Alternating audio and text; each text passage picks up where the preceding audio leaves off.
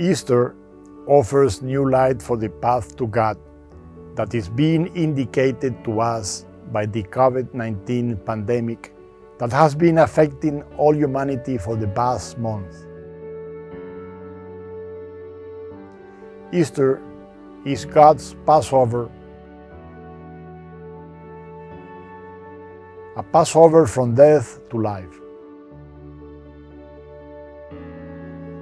A Passover that transforms those who open themselves to the experience of the crucified and risen one.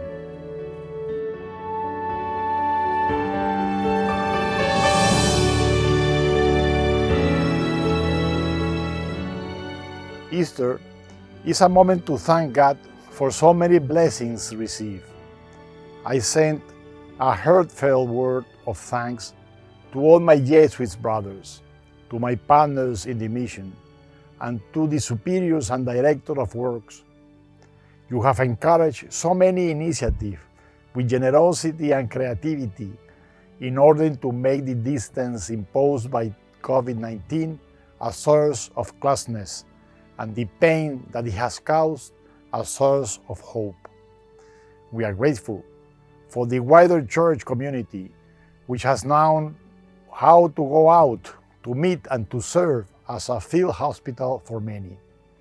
We are grateful for those who, without distinction of creed, race, culture, or age, have turned this crisis into a step towards transformation.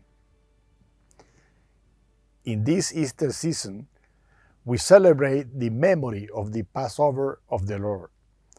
We receive the Consoler with joy. We embrace hope, and we thank our Father and our God.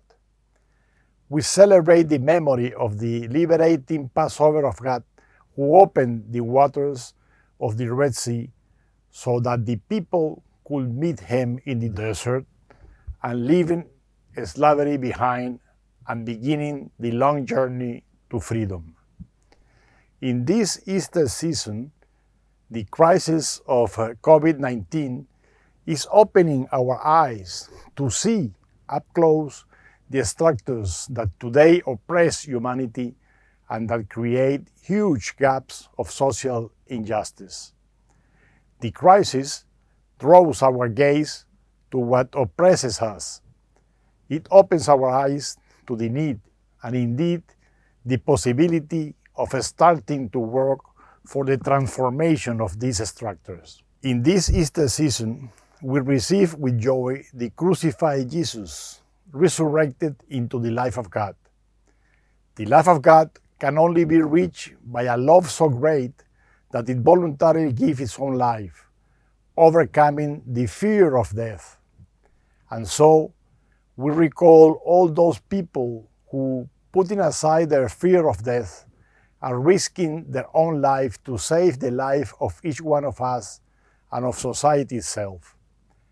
I think of doctors, nurses, hospital employees, priests and religious, volunteers, civil defense, law enforcement, and so many others who, without being seen and in so many places, are helping out in order to give new life.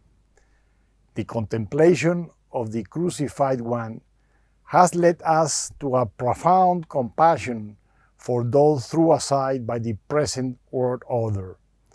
I speak of those condemned to the death imposed by poverty, or to the death of being on the margins, or to the loss of their fundamental rights, those forced to flee their homeland and to live far away from those they love. In this sense of compassion, we discover God with us. He is inviting us to cherish the love which has been poured out in our hearts. We cherish it by opening ourselves to wash each other's feet and by caring without fear for the life of others.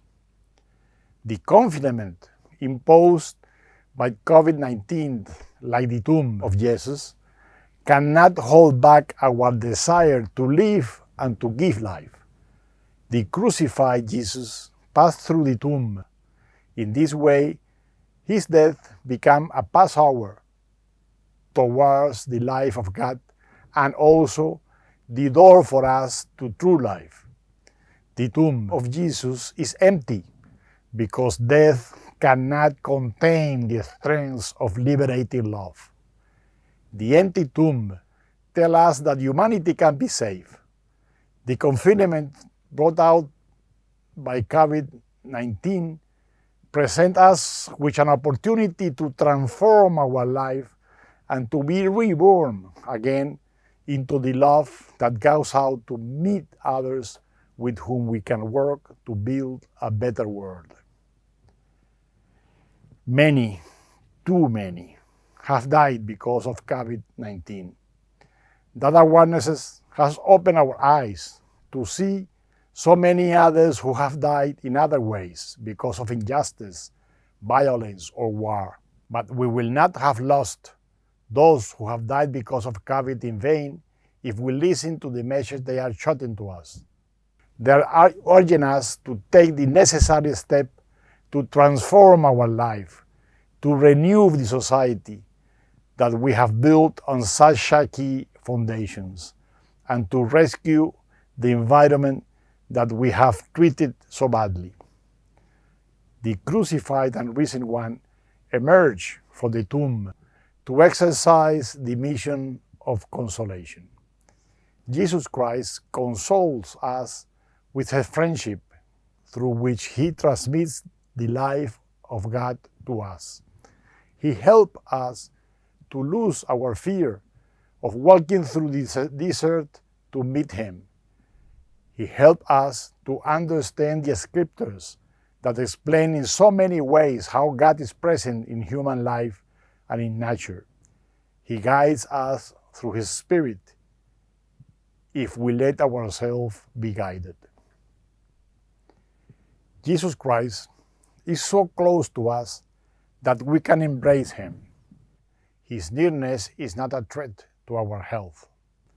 On the contrary, by embracing Jesus Christ, we reach our salvation. By embracing the crucified and risen one, we embrace hope.